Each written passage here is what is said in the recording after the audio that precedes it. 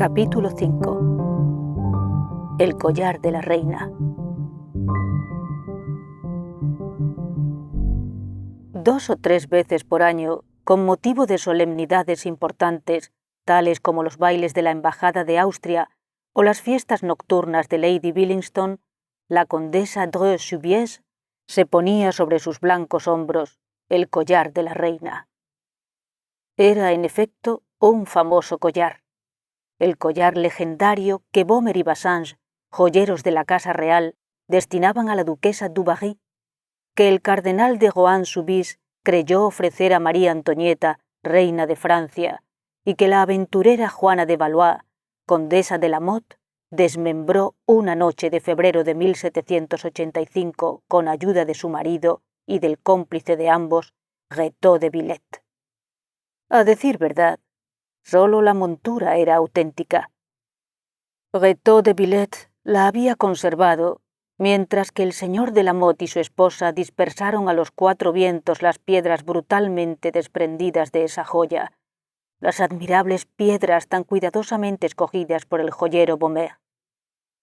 Más tarde, en Italia, las vendió a Gastón de Dreux-Soubise, sobrino y heredero del cardenal, salvado por él de la ruina cuando se produjo la sensacional bancarrota de Rohan-Guémené, y en recuerdo de su tío, volvió a comprar los pocos diamantes que quedaban en poder del joyero inglés Jeffreys, los completó con otros de valor inferior, pero del mismo tamaño, y logró así reconstituir el maravilloso collar en esclava, tal como había salido de las manos de Bomer y Basange. De esa joya histórica se enorgullecieron durante más de un siglo los Dreux-Soubise. A pesar de que diversas circunstancias disminuyeron su fortuna, prefirieron reducir su tren de vida en la casa que deshacerse de la real y preciosa reliquia. En particular, el conde actual tenía un apego a esa joya, como puede tenérsele a la mansión paterna.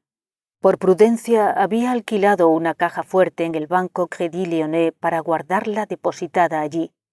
Iba él mismo en persona a buscarla la tarde del día que su esposa deseara adornarse con ella, y él mismo también volvía a depositarla en el banco a la mañana siguiente.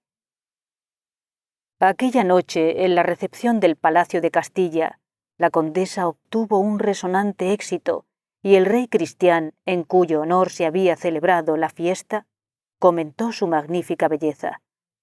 Las piedras resplandecían en torno al gracioso cuello.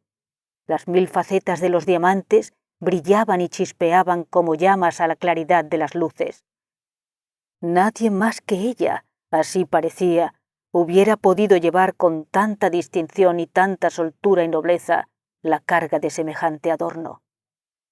Fue un doble triunfo que el conde de Dreux saboreó profundamente y del cual se felicitó a sí mismo una vez que regresaron a sus habitaciones en su viejo hotel del Faubourg Germain. Estaba orgulloso de su esposa y quizá otro tanto de la joya que daba lustre a su casa desde hacía 4 generaciones. Y en ese hecho, su esposa encontraba motivo para una vanidad un tanto pueril, pero que constituía en realidad una marca de su carácter altanero. No sin contrariedad se quitó el collar de los hombros y se lo tendió a su marido, quien lo examinó con admiración, como si no lo conociera ya bastante y lo viera por primera vez. Luego, cuando lo hubo colocado en su estuche de cuero rojo con las armas del cardenal, penetró en su gabinete inmediato, que más bien era una especie de alcoba que había sido separada y aislada completamente del dormitorio y cuya única entrada se encontraba al pie de su cama. Lo mismo que las otras veces, escondió el estuche colocándolo sobre una tabla bastante alta entre cajas de sombreros y pilas de ropa. Cerró después la puerta y se desnudó. Por la mañana, a eso de las 9, se levantó con intención de ir al banco Crédit Lyonnais después de desayunar. Se vistió, bebió una taza de café y bajó a las caballerizas. Allí dio órdenes. Uno de los caballos le tenía inquieto. Mandó que lo hicieran caminar y trotar ante él en el patio. Luego regresó junto a su esposa. La condesa no había abandonado ni un solo instante el dormitorio y estaba peinándose, ayudada por su sirvienta. La condesa le dijo: ¿vas a salir? Sí, voy a hacer esa gestión. Ah, en efecto, es más prudente. El conde penetró en el gabinete, pero al cabo de algunos segundos preguntó sin la menor sorpresa: ¿lo has tomado tú, querida? ¿Cómo? No, yo no he tomado nada. ¿Lo has quitado de su sitio? En absoluto, ni siquiera he abierto esa puerta. El conde apareció en la estancia, descompuesto y balbuceando con voz apenas inteligible. Pero tú no has sido tú, entonces. Ella corrió al gabinete y entre ambos buscaron febrilmente, tirando las cajas al suelo y deshaciendo las pilas de ropa, y el conde repetía: es inútil, cuanto hagamos es inútil. Es aquí, sobre esta tabla, donde yo lo coloqué. Puedes haberte equivocado. Es aquí, sobre esta tabla, y no sobre ninguna otra. Encendieron una lámpara, pues el cuarto era bastante oscuro, y quitaron todas las ropas y todos los objetos que allí se amontonaban. Y cuando ya no quedó nada en el gabinete, tuvieron que reconocer con desesperación que el famoso collar, el collar en esclava de la reina, había desaparecido. Siendo mujer de carácter resuelto, la condesa, sin perder tiempo en vanas lamentaciones, hizo avisar al comisario señor Valor, cuyo espíritu sagaz y clarividente habían ya tenido ocasión de apreciar anteriormente. El comisario fue puesto al corriente de todos los detalles y seguidamente preguntó: ¿está usted seguro, señor conde, que ninguna persona pudo durante la noche pasar por el dormitorio de ustedes? Absolutamente seguro. Yo tengo el sueño muy ligero. Es más, la puerta de ese dormitorio estaba cerrada con cerrojo. Yo mismo tuve que quitarlo esta mañana cuando mi esposa llamó a su sirvienta.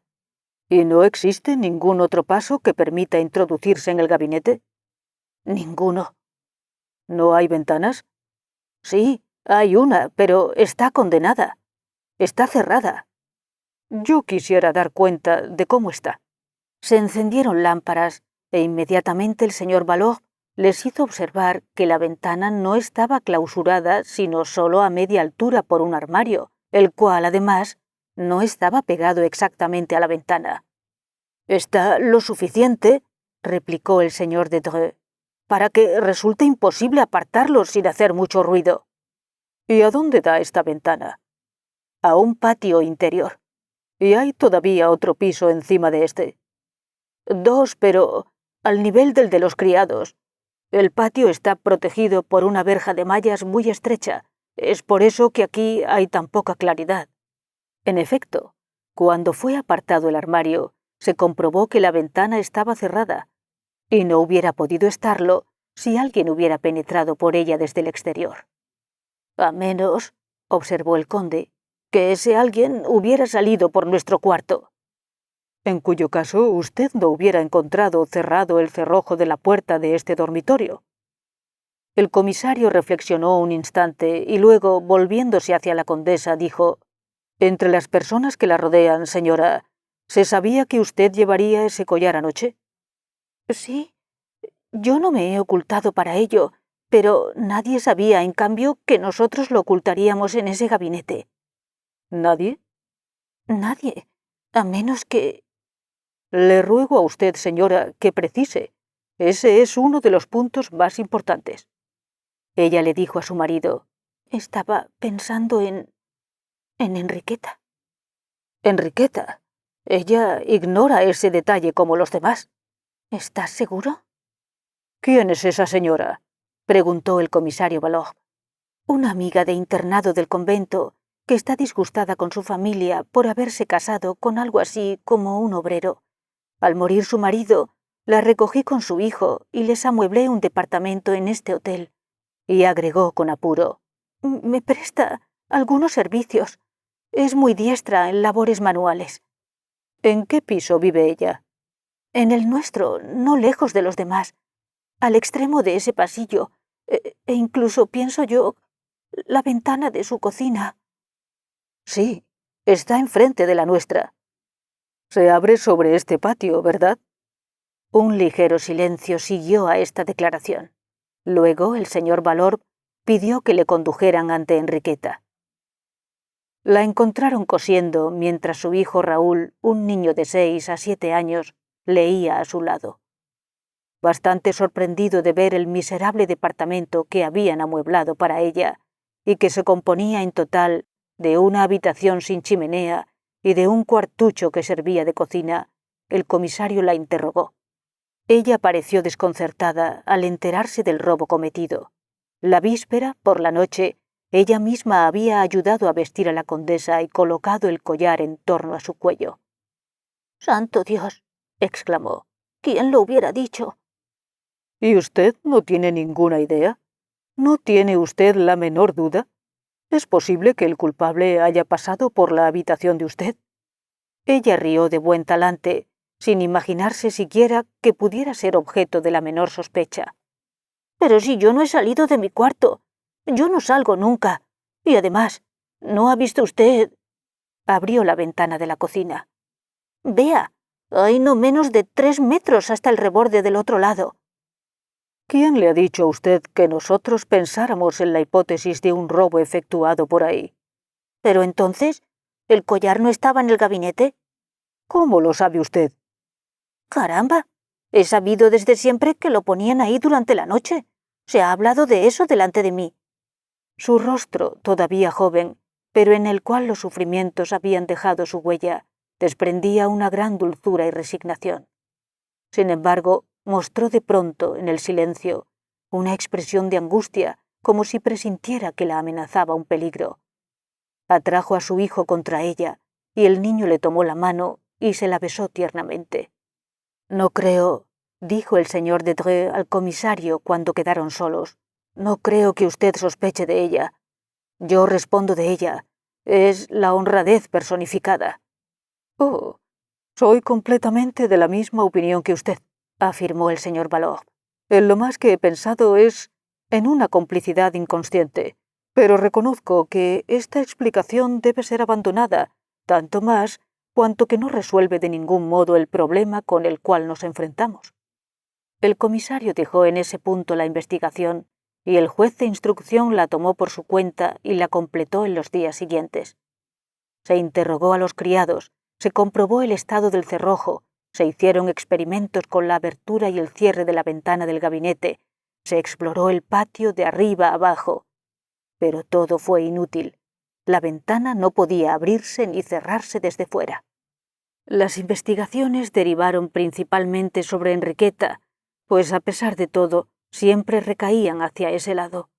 Se hurgó minuciosamente en su vida y se comprobó que desde hacía 3 años no había salido del hotel más que 4 veces, y esas 4 veces para gestiones que pudieron comprobarse. En realidad servía de camarera y de costurera a la señora de Dreux, la cual se mostraba a su respecto de un rigor sobre el cual todos los criados declararon en forma confidencial.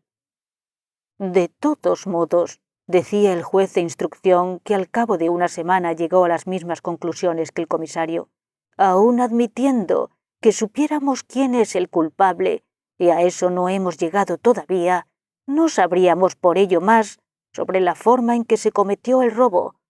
A derecha e izquierda se alzan ante nosotros 2 barreras, una puerta y una ventana cerradas. El misterio es así doble. ¿Cómo pudo introducirse una persona y cómo, cosa mucho más difícil, pudo escapar, dejando detrás de sí una puerta cerrada con cerrojo y una ventana también cerrada?» Al cabo de 4 meses de investigaciones, la idea secreta del juez era esta: que el señor y la señora de Dreux, apremiados por necesidades de dinero, habían vendido el collar de la reina. Y archivó el asunto. El robo de la preciosa joya descargó sobre los Dreux-Soubise un golpe del cual conservaron la marca por largo tiempo. Su situación, al no estar ya apoyada por aquella especie de reserva que constituía tal tesoro, dio lugar a que se encontraran frente a unos acreedores más exigentes y a prestamistas menos propicios. Tuvieron que cortar sus gastos considerablemente, enajenar, hipotecar. En una palabra, Aquello hubiera sido su ruina si dos grandes herencias de parientes lejanos no hubieran venido a salvarlos. A la vez sufrieron también en su orgullo, cual si hubieran perdido un cuartel de sus escudos de nobleza. Y, cosa extraña, fue contra su antigua compañera de internado contra quien se volvió la condesa. Sentía contra ella un verdadero rencor y la acusaba abiertamente. Primero la relegó al piso de los criados y luego la despidió de la noche a la mañana. Y la vida siguió deslizándose sin que ocurrieran acontecimientos notables. Los condes viajaban mucho. En el curso de esa época hay que destacar solo un hecho. Unos meses después de la partida de Enriqueta, la condesa recibió de ella una carta que la llenó de asombro. «Señora, no sé cómo agradecérselo a usted, puesto que es usted, ¿no es cierto?, quien me ha enviado esto. Solo puede ser usted. Ninguna otra persona conoce mi retiro en el fondo de esta pequeña aldea. Si me equivoco, perdóneme, y cuando menos, reciba la expresión de mi reconocimiento por sus anteriores bondades». ¿Qué quería decir con eso? Las bondades presentes o pasadas de la condesa hacia ella se reducían a muchas injusticias. ¿Qué significaba ese agradecimiento? Al pedirle que se explicara, Enriqueta respondió que había recibido por correo un pliego sin certificar conteniendo 2 billetes de 1000 francos. El sobre que ella enviaba con su respuesta estaba sellado en París y solo llevaba puesta su dirección trazada con una escritura visiblemente disfrazada. ¿De dónde procedían aquellos 2000 francos? ¿Quién se los había mandado? ¿Y por qué se los habían mandado? Se informó a la justicia. Pero ¿qué pista podía seguir aquella entre esas tinieblas? Y el mismo hecho volvió a producirse 12 meses después. Y una tercera vez, y una cuarta, y así cada año durante 6 años, con solo una diferencia, que el quinto y sexto año la suma fue doblada, lo que permitió a Enriqueta, que había caído enferma súbitamente, el cuidarse en forma conveniente. Otra dificultad. La administración de correos se incautó de una de las cartas a pretexto que no había sido enviada como valores certificados por contener dinero, pero ya las 2 últimas cartas fueron enviadas conforme al reglamento de correos, la primera fechada en Germain y la otra en Suresnes. El remitente firmaba la primera Anquetil y la segunda Péchard. Las direcciones que daba eran falsas. Al cabo de 6 años, Enriqueta murió. El enigma quedó sin resolver. El suceso fue de los que apasionan a la opinión pública, y es un destino extraño el de aquel collar que después de haber conmocionado a Francia a finales del siglo XVIII, volvió a emocionarla no menos un siglo más tarde. Pero lo que yo voy a decir lo ignora todo el mundo, salvo los principales interesados y algunas otras personas a las cuales el conde pidió que guardaran el secreto más absoluto. Como es probable que un día u otro esas personas falten a su palabra, yo por mi parte no siento escrúpulo alguno en descorrer el velo, y así se sabrá al propio tiempo la clave del enigma, la explicación de la carta publicada por los diarios de anteayer por la mañana. Carta extraordinaria que añadía, si ello es posible, un poco más de sombra y de misterio a las oscuridades de este drama. Hace de esto 5 años. Entre los invitados que almorzaban en casa del señor de Dreux-Soubise se encontraban sus 2 sobrinas y su prima, y entre los hombres, el presidente Saville, el diputado Bochat, el caballero Floriani, a quien el conde había conocido en Sicilia, y el general y marqués de Roussières, viejo camarada del círculo. Después del almuerzo, las damas sirvieron el café, y los caballeros fueron autorizados a fumar un cigarrillo a condición de que no abandonaran el salón. Se charló. Una de las jóvenes concurrentes se divirtió echando las cartas y diciendo la buena ventura. Luego la conversación derivó hacia los crímenes célebres, y fue a propósito de esto que el señor de Roussières, quien nunca perdía oportunidad de hacer objeto de bromas al conde, recordó la aventura del collar, tema de conversación por el cual el señor de Dreux sentía horror. Inmediatamente, cada cual dio su opinión. Cada uno reanudó la investigación a su manera. Y bien entendido, resultó que todas las hipótesis se contradecían y todas eran igualmente inadmisibles. ¿Y usted, señor?, preguntó la condesa al caballero Floriani. ¿Cuál es su opinión? Oh, yo no tengo opinión, señora. Hubo exclamaciones y protestas. Precisamente el caballero acababa de relatar muy brillantemente diversas aventuras en las cuales se había visto mezclado con su padre, magistrado en Palermo, y en las que había confirmado su buen juicio y gusto por estas cuestiones. Confieso, dijo él, que me ha ocurrido tener éxito allí donde otras personas más hábiles que yo habían renunciado, pero de eso a considerarme como un Sherlock Holmes, y además, apenas sí sé de qué se trata en este caso. Todos se volvieron hacia el dueño de la casa. Aún a disgusto, aquel hubo de resumir los hechos. El caballero Floriani escuchó, reflexionó, hizo algunas preguntas y murmuró: «Tiene gracia. A primera vista, no me parece que la cosa sea tan difícil de adivinar». El conde se encogió de hombros, pero las demás personas corrieron a colocarse en torno al caballero, y éste, con un tono un tanto dogmático, prosiguió: «En general, para llegar al autor de un crimen o de un robo, es preciso determinar en qué forma ese crimen o ese robo fueron cometidos. En el presente caso, nada es más simple, según creo yo, pues nos encontramos enfrentados no a varias hipótesis, sino a una certidumbre única, rigurosa, y que se enuncia así. El individuo solo podía entrar por la puerta del dormitorio o por la ventana del gabinete, pero desde el exterior no se abre una puerta que está cerrada por dentro con cerrojo. Entonces, tuvo que entrar por la ventana». «Pero estaba cerrada y fue encontrada cerrada», declaró con firmeza el señor de Dreux. «Para esto», continuó Floriani sin tomar en cuenta la interrupción, «el individuo solo tuvo necesidad de establecer un puente, colocar una tabla o una escala entre el balcón de la cocina y el reborde de la ventana, y una vez que la pantalla... «Pero yo le repito que la ventana estaba cerrada», exclamó el conde con impaciencia. Esta vez Floriani tuvo que responder. Lo hizo con la mayor tranquilidad, como un hombre a quien una objeción tan insignificante no le turba en absoluto. «Yo quiero creer que lo estaba, pero ¿acaso no hay un ventanillo?» «¿Cómo lo sabe usted?»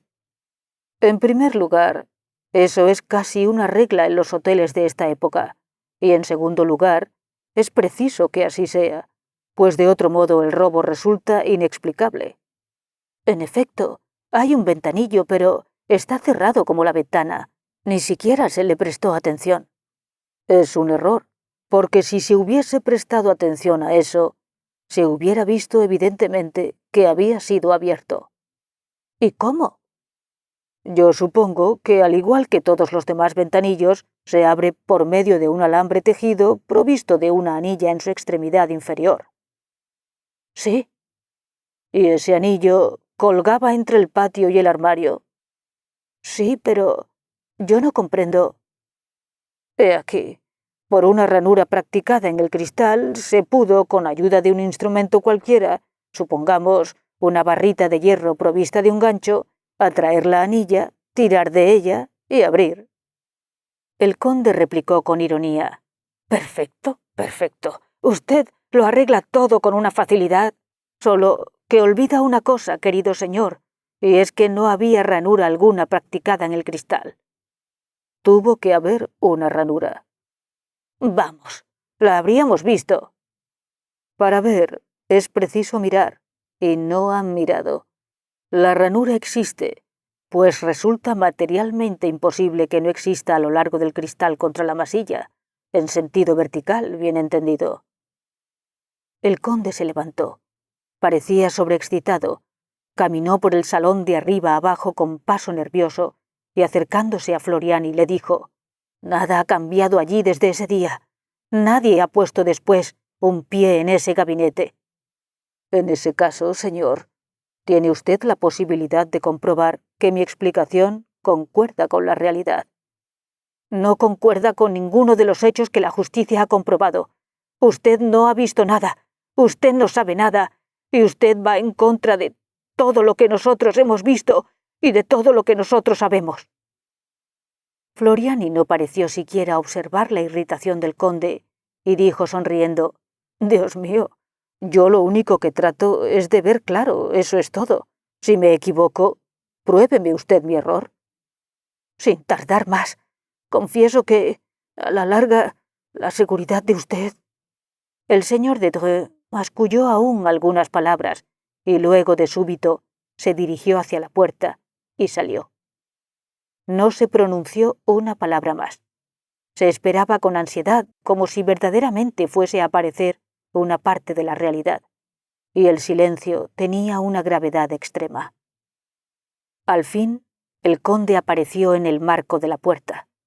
Estaba pálido y extraordinariamente agitado. Con voz temblorosa dijo a sus amigos: «Les pido a ustedes perdón. Las revelaciones del Señor son tan imprevistas.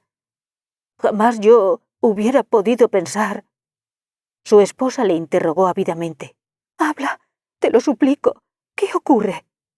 El conde balbuceó: «La ranura existe en el mismo lugar indicado a lo largo del cristal».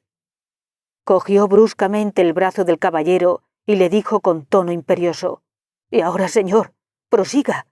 Reconozco que usted tiene razón hasta aquí, pero no ha acabado. Responda, ¿qué es lo que ocurrió según usted?»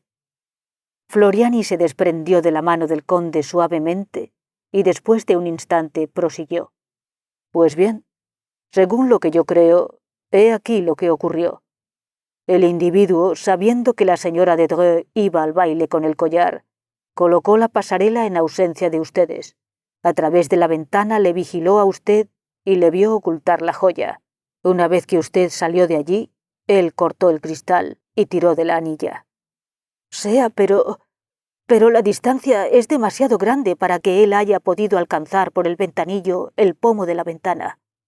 Si no la pudo abrir, entonces es que penetró por el ventanillo. Imposible. No hay un hombre lo bastante delgado para introducirse por allí. Entonces, no fue un hombre. ¿Cómo? Ciertamente, si el paso es demasiado estrecho para un hombre, es preciso que haya sido un niño. ¿Un niño? ¿No dijo usted que su amiga Enriqueta tenía un hijo? En efecto, un niño que se llamaba Raúl. Es extraordinariamente probable que fue Raúl quien cometió el robo. ¿Qué prueba tiene usted? ¿Qué prueba? No faltan pruebas. Así, por ejemplo... Callóse y reflexionó unos segundos. Luego prosiguió: «Así, por ejemplo, esa pasarela no es de creer que el niño la haya llevado desde fuera y la haya vuelto a sacar sin que nadie se apercibiera de ello. Tuvo que emplear lo que tenía a su disposición. En el cuartucho que Enriqueta tenía por cocina había, ¿no es eso?, 2 tablas sujetas a la pared donde colocaba sus cacerolas». «Sí, 2 tablas, según yo recuerdo. Sería preciso comprobar si esas 2 tablas están fijadas a los pies de madera que las sostienen. En caso contrario, estaríamos autorizados a pensar que el niño las ha desclavado y luego unió una a la otra. Es posible también, puesto que había un horno, que se encontrase el gancho utilizado en este y del cual se sirvió para abrir el ventanillo». Sin decir una palabra, el conde salió, y esta vez los concurrentes ya no sintieron en absoluto la pequeña ansiedad por lo desconocido que habían experimentado la vez primera. Sabían, y lo sabían de una manera absoluta, que las previsiones de Floriani eran exactas. Emanaba de aquel hombre una impresión de certidumbre tan rigurosa que se le escuchaba no como si él dedujera unos hechos de otros, sino como si relatara acontecimientos cuya autenticidad era fácil de comprobar en toda su medida. Y nadie se mostró sorprendido cuando a su vez el conde declaró: «Fue efectivamente el niño, completamente él. Todo lo prueba». «¿Ha visto usted las tablas, el gancho del horno?» «Los he visto. Las tablas fueron desclavadas. El gancho aún está allí. La señora de Dreux-Soubise exclamó. Fue el niño. Querrán decir más bien que fue la madre. Enriqueta es la única culpable. Ella habría obligado a su hijo. No, afirmó el caballero. La madre no tuvo nada que ver en eso. Vamos, vivían en el mismo cuarto y el niño no hubiera podido actuar sin que la madre lo supiera. Vivían en el mismo cuarto, pero todo ocurrió en la habitación vecina, de noche y mientras la madre dormía. ¿Y el collar?, preguntó el conde. Hubiera sido encontrado entre las cosas del niño. Perdóneme, el niño salía de casa. Esa misma mañana que ustedes le sorprendieron ante su mesa de trabajo, venía de la escuela. Y quizá la justicia, en lugar de agotar sus recursos contra la madre, hubiera hecho mejor y hubiera estado mejor inspirada registrando el pupitre del niño y rebuscando entre sus libros de clase. Sea, pero ¿y aquellos 2000 francos que Enriqueta recibía cada año no constituyen la mejor señal de su complicidad? Si hubiera sido cómplice, le hubiera dado a usted las gracias por ese dinero. Y además, ¿acaso no la vigilaban? En tanto que el niño es libre y tiene toda clase de facilidades para correr a la ciudad próxima y dirigirse a un revendedor cualquiera y cederle a un vil precio un diamante, 2 diamantes, según el caso, bajo la condición de que el dinero será enviado desde París, mediante lo cual el trato se repetirá el año siguiente. Un malestar indescriptible oprimía a los de Dreux-Soubise y a sus invitados. Verdaderamente, en el tono y la actitud de Floriani había algo más que aquella certidumbre que desde un principio había molestado tanto al conde. Había como ironía, una ironía que parecía más bien hostil que simpática y amistosa, conforme hubiera convenido. El conde afectó reírse. Dijo, todo eso es de un ingenio que me encanta. Mis felicitaciones. ¡Qué brillante imaginación! No, exclamó Floriani con la mayor seriedad. Yo no imagino nada. Solo evoco unas circunstancias que ocurrieron inevitablemente, tal como yo las presento. ¿Y qué es lo que sabe usted? Lo que usted mismo me ha dicho. Yo me imagino la vida de la madre y del niño allá en el fondo de la provincia. La madre que cae enferma, las artimañas y las invenciones del pequeño para vender las piedras y salvar a su madre, o cuando menos, endulzarle sus últimos momentos. La enfermedad se la lleva. Muere. Pasan los años. El niño crece y se hace hombre. Y entonces, y por primera vez quiero admitir que aquí mi imaginación se da rienda suelta, supongamos que aquel niño experimenta la necesidad de volver a los lugares donde vivió su infancia. Los ve. Vuelve a ver a aquellos que sospecharon de su madre, los que la acusaron. Piensen ustedes en el angustioso interés de semejante entrevista en la vieja casa donde se desarrollaron las peripecias del drama. Sus palabras resonaron durante unos segundos en el inquieto silencio, y en los rostros del conde y la condesa se leía un esfuerzo desesperado por comprender, y al propio tiempo el miedo y la angustia de comprender. El conde murmuró, «Entonces, ¿quién es usted?» «Yo. Pues el caballero Floriani, a quien usted conoció en Palermo y a quien usted ha sido lo suficientemente generoso de invitar a su casa ya varias veces». «Entonces, ¿qué significa esa historia?» «Oh, nada en absoluto. Es un simple juego por mi parte. Yo intento figurarme la alegría que el hijo de Enriqueta, si existiese todavía, sentiría en deciros que él fue el único culpable, y que lo fue porque su madre era desgraciada al extremo de perder el empleo de criada del que vivía, y porque el niño sufría al ver a su madre desgraciada. Floriani se expresaba con una emoción contenida, medio erguido y medio inclinado sobre la condesa. No podía caber duda alguna. El caballero Floriani no era otro que el hijo de Enriqueta. Todo en su actitud y en sus palabras lo proclamaba así. Por lo demás, ¿acaso no era su intención evidente, incluso su voluntad, de ser reconocido como tal? El conde dudó. ¿Qué actitud iba a adoptar con respecto a aquel audaz personaje? ¿Llamar a los criados? ¿Provocar un escándalo? ¿Desenmascarar a aquel que antaño le había despojado de la joya? Pero hacía ya tanto tiempo. ¿Y quién admitiría esa historia del niño culpable? No. Mejor sería aceptar la situación, afectando al propio tiempo el no percibir en absoluto su verdadero sentido. Y así el conde, acercándose a Floriani, exclamó con regocijo: «Muy divertido, muy curiosa su novela. Le juro a usted que me apasiona, pero, según usted, ¿qué ha hecho ese excelente joven, ese modelo de hijo? Espero que no se haya detenido en tan hermoso camino». «Oh, ciertamente que no». «¿Verdad que no? Después de semejante principio, apoderarse del collar de la reina a los 6 años, el célebre collar que ambicionaba María Antonieta». «¿Y apoderarse de él?», observó Floriani, secundando el juego del conde, «sin que le costase el menor inconveniente, sin que nadie tuviese la idea de examinar el estado de los cristales, o de darse cuenta de que el reborde de la ventana estaba demasiado limpio, porque él lo había limpiado para borrar toda huella de su paso sobre el grueso polvo antes allí acumulado. Confiese usted que había para trastornar la cabeza de un chico de su edad. ¿Acaso es eso tan fácil? ¿Acaso basta con solo querer y tender la mano? Palabra, lo que él quiso, y tendió la mano. Las 2 manos, prosiguió el caballero riendo.